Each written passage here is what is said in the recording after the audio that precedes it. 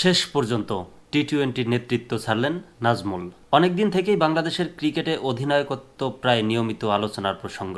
এই অনেক দিনের হিসাবটা করতে হবে 2014 সালে যখন মাশরাফি বিন মর্তজাকে টি-টোয়েন্টি অধিনায়ক করা হলো তখন থেকে, অর্থাৎ যখন থেকে বাংলাদেশ ক্রিকেট বোর্ড বিসিবি ভিন্ন ভিন্ন সংস্করণে একাধিক অধিনায়ক রাখার পথে চূড়ান্তভাবে পা বাড়ালো সেই সময় থেকে। সাকিব আল হাসান কোনো সংস্করণের অধিনায়ক, কিন্তু তিনি হয়তো একটা সিরিজ খেলবেন না। তখন আলোচনা তাহলে অধিনায়ককে। তামিম ইকবাল সিরিজের মাঝপথে অবসর নিলে প্রশ্ন ওঠে কে ধরবেন ওয়ানডের হাল।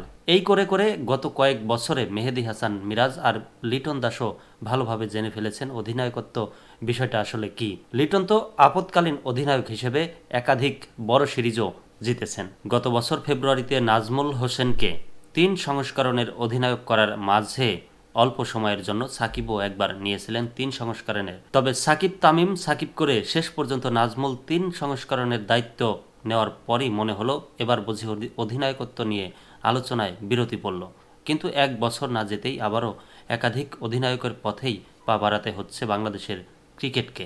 বিসিবির একটি সূত্র নিশ্চিত করেছে নাজমুল চূড়ান্তভাবেই বিসিবিকে জানিয়ে দিয়েছেন যে তিনি আর টি-টোয়েন্টি দলের নেতৃত্ব দেবেন না। বিসিবি যদি চায় টেস্ট এবং ওয়ানডে অধিনায়কত্ব চালিয়ে যাবেন, তার এই ইচ্ছায় সম্মতি জানিয়েছে বিসিবিও। অর্থাৎ আগামী মার্চে ঘরের মাঠে জিম্বাবুয়ের বিপক্ষে পরবর্তী টি-টোয়েন্টি সিরিজে নাজমুল বাংলাদেশের অধিনায়ক থাকছেন না।